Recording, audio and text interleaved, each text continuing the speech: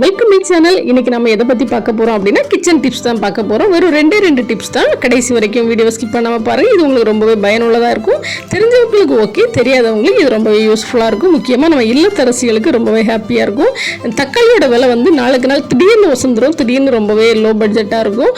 ரொம்ப மலிவான நேரத்தில் தக்காளியை நிறைய வாங்கினா ஃப்ரிட்ஜில் அப்படியே ஸ்டோர் பண்ண முடியாது. அதை அப்படியே ஸ்டோர் பண்ணாமல் அது கெட்டு போகாமல் எப்படி ஸ்டோர் பண்ணுறது அப்படிங்கிறத இன்றைக்கி பார்க்க போகிறோம். இது உங்களுக்கு ரொம்ப பயனுள்ளதாக இருக்கும். வாங்க எப்படி பார்க்கலாம்.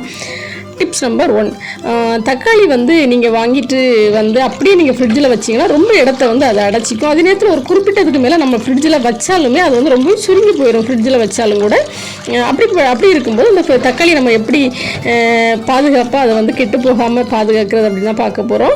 தக்காளி வந்து நல்லா வாஷ் பண்ணி எடுத்துக்கோங்க. எடுத்துகிட்டு அந்த ஈரம் எதுவுமே இல்லாமல் நல்லா ஒரு டவலில் வச்சு அந்த ஈரத்தை எல்லாமே நல்லா தொடச்சி எடுத்துருங்க. தொடச்சிட்டு இல்லைனா ஃபேனில் வச்சு கூட நீங்கள் அதை எடுத்துருங்க. அதுக்கப்புறமா அந்த தக்காளி ரெண்டாக கட் பண்ணிவிட்டு அதில் அந்த கல் மாதிரி ஒரு பக்கம் இருக்குல்ல, அதை வந்து அப்படியே எடுத்து வெளியில் போட்டுருங்க. அது ஸ்டோன் இருக்கிறவங்களுக்குலாம் அது வந்து ஆகாது. அதனால் அதை நம்ம யூஸ் பண்ண வேண்டாம். அது நம்மளுக்கு வேண்டாம். இப்போது சூப்பராக கட் பண்ணி எடுத்தாச்சு. இந்த மாதிரி குட்டி குட்டியாக மெல்லிசாக நம்ம கட் பண்ணி எடுத்துக்கிட்டோம். எல்லா தக்காளியுமே நீங்கள் இந்த மாதிரி பண்ணும்போது உங்களுக்கு நீங்கள் வாங்கின ஒரு தக்காளி கூட உங்களுக்கு வேஸ்ட்டாக அது கெட்டு போகாது. அதுக்கப்புறமா என்ன பண்ண போகிறோம் அப்படின்னா, சட்டி சூடானதுக்கப்புறமா அதில் நல்லெண்ணெய் கொஞ்சம் அளவுக்கு அதிகமாகவே சேர்த்துக்கோங்க. நல்லெண்ணெய் சேர்த்துக்கிட்டிங்கன்னா ரொம்பவே பெட்டராக இருக்கும். கொஞ்சம் நிறையவே சேர்த்துக்கோங்க.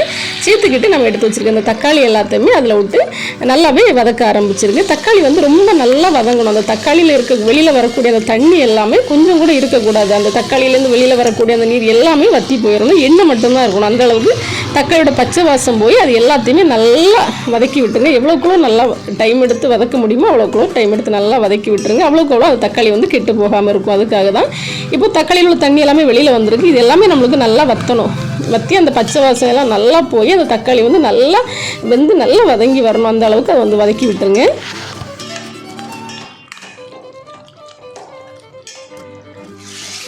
இப்போ நல்லா தெரியும் அந்த தக்காளியில் அந்த தண்ணி எல்லாமே நல்லா வற்றி தக்காளி நல்லாவே வதங்கிருச்சு. அதோட எண்ணெய் மட்டும்தான் நம்மளுக்கு பிரிஞ்சு வச்சுருக்கு. மற்றபடி அந்த தக்காளியில் உள்ள எல்லா தண்ணியுமே நல்லாவே வற்றி போயிடுச்சு. தக்காளி நல்லா வதங்கவும் செய்திருச்சு. இந்த ஸ்டேஜில் ஸ்டவ் ஆஃப் பண்ணிவிட்டு தக்காளி வந்து நல்லா ஆற விட்டுருங்க. சூடாக நம்ம அரைக்க முடியாது. அதுக்காக தான் நல்லா ஆறுனதுக்கு அப்புறமா ஒரு மிக்ஸி ஜாரில் மாற்றிக்கோங்க. மிக்சிலையுமே ஈரம் இல்லாமல் பார்த்துக்கோங்க. இப்போ நம்ம மிக்சியில் மாற்றிக்கிட்டு நல்லா நம்ம இதை அரைச்சி எடுத்துக்கலாம். நம்ம இப்படி பண்ணுறதுனால நம்ம வாங்குகிற தக்காளியில் ஒன்று கூட அழுகி வேஸ்ட்டாக போகாது. அதே நேரத்தில் ஃப்ரிட்ஜ்லேயே ரொம்ப இடத்த அது பிடிச்சிக்காது. இன்னும் சொல்லப்போனால் நம்ம சமையல் பண்ணும்போது பல்லாடி வதங்கினதுக்கப்புறமா நம்ம இது வந்து நமக்கு தேவைக்கு தக்கன எத்தனை ஸ்பூன் வேணுமோ போட்டு நம்ம வதக்கிக்கலாம். நம்ம சமையல் பண்ணும்போது நம்மளோட டைமும் சேவ் ஆகும். இப்போது இதை நம்ம அப்படியே ஃப்ரிட்ஜில் ஸ்டோர் பண்ணிட வேண்டியது. நம்பர் 2 என்னென்னு பார்த்தீங்கன்னா கறிவேப்பிலை வந்து நம்ம நிறைய பேர் வந்து ஒரு உதாரணத்துக்கு நம்ம அதை யூஸ் பண்ணுவோம். ஒரு பழமொழியாக நம்ம யூஸ் பண்ணுவோம். எதுக்காக அப்படின்னா, இப்படி தான் யூஸ் பண்ணிவிட்டு நம்மளை தூக்கி எறிஞ்சிருவாங்க அப்படின்னு எல்லா மனுஷங்களை பற்றி கூட நம்ம இதை பற்றி பேசியிருப்போம். மனுஷங்களே இவ்வளோ ஃபீல் பண்ணும்போது அந்த கருவேப்பிலை இவ்வளோ ஃபீல் பண்ணியிருக்கோம், என்னை யூஸ் பண்ணிட்டு தூக்கி எறிறீங்க அப்படின்னு. அதனால் அந்த கருவேப்பிலோட கவலை போக்குறதுக்காக நம்ம என்ன பண்ண போகிறோம் அப்படின்னா, இதை வந்து நம்ம வேஸ்ட் ஆகாமல் எப்படி நம்ம இதை யூஸ் பண்ணுறது அப்படிங்கிறத பார்க்க போகிறோம். இது உங்களுக்கு ரொம்பவே ஹெல்ப்ஃபுல்லாக இருக்கும். எனக்கு வந்து இது கிச்சனில் ரொம்ப பிடிச்ச ஒரு பொருள் அப்படின்னா இந்த கருவேப்பிலை தான். இப்போ கருவேப்பிலையே நல்லா அதை உருவி எடுத்துக்கிட்டு அதில் இருக்கக்கூடிய அந்த வேஸ்ட்டான இலைகள் எல்லாத்தையுமே புறக்கிடுங்க. நான் கழுவிட்டு இதை நல்லா அந்த ஈரம் போகிற அளவுக்கு இதை நான் உலர்த்திட்டு அதில் இருக்கக்கூடிய வேண்டாத இலைகளை எல்லாம் மாற்றிட்டு இந்த மாதிரி உருவி ஒரு பாத்திரத்தில் எடுத்துக்கோங்க. எடுத்துகிட்டு இதை வந்து நாம் இப்போ நல்லா அடுப்பில் நல்லா தீ வச்சு நல்லா வறுக்க போகிறோம். நல்லா வறுத்து எடுத்துக்கணும். அந்த நம்ம வந்து உடைச்சா அது ஒடிப்படணும். அந்த மாதிரி இதை நல்லா நீங்கள் வதக்கி விட்டுருங்க. இது வந்து நம்மளுக்கு வந்து மீனெல்லாம் பொரிக்கும் போது, சிக்கன் பொரிக்கும் போது இந்த மாதிரி இதுக்கு எல்லாத்துக்குமே கடைசியில் நீங்கள் தூவி விட்டிங்கன்னா ரொம்ப ரொம்ப நல்லாயிருக்கும். எந்த வகையில் இது கெட்டே போகாது.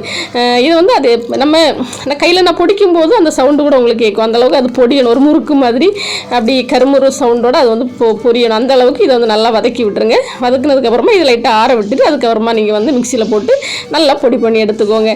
இது வந்து உங்களுக்கு நிறைய விதத்தில் இது வந்து ரொம்பவே யூஸ் ஆகும். உங்களுக்கு கருவேப்பிலையும் வேஸ்ட் ஆகாது. அந்த கருவேப்பிலையில் இருக்கக்கூடிய எல்லா சத்துக்களுமே நம்மளுக்கு கிடைக்கும். அந்த கருவேப்பிலையோட கவலையும் போயிடும். இதை இப்போ ஒரு காற்று போகாத அளவுக்கு ஒரு சின்ன ஒரு டப்பாவில் போட்டு இதை நீங்கள் ஸ்டோர் பண்ணிடுங்க. இது நீங்கள் ஃப்ரிட்ஜில் வைக்கணும்னு அவசியம் இல்லை. இது நீங்கள் வெளியிலே வச்சுக்கலாம். இதெல்லாம் தீர எப்போவுமே இதெல்லாம் பிடிச்சி வச்சிருவேன். நான் எப்போவுமே கிச்சனில் டிப்ஸுக்காக சொல்கிறேங்கிறத தாண்டி இதெல்லாமே நான் வீட்டில் திறந்தேன்னா நான் பண்ணக்கூடியதை நான் உங்களுக்கு ஷேர் பண்ணியிருக்கேன். இது நீங்கள் வெளியில் அதில் மசாலா டப்பாக்கள் எல்லாம் வைப்பீங்களா, அது கூட இதே ஒரு பொருளாக நீங்கள் ஸ்டோர் பண்ணிடுங்க. அப்புறமா சிக்கன், மட்டன், மீன் இதெல்லாம் பொரிச்சதுக்கப்புறமா கடைசியில் அந்த இறக்கிற அந்த சூடோட இதை லேசாக மேலே தூவி விட்டுட்டிங்கன்னா அவ்வளோ வாசத்தோடு ரொம்பவே நல்லாயிருக்கும். இந்த 2 டிப்ஸுமே உங்களுக்கு யூஸ்ஃபுல்லாக இருக்கும்னு நினைக்கிறேன். பிடிச்சிருந்துச்சுன்னா லைக் பண்ணுங்கள். மறக்காமல் நம்ம சேனலை சப்ஸ்கிரைப் பண்ணுங்கள். மீண்டும் இன்னொரு டிப்ஸ் வீடியோவில்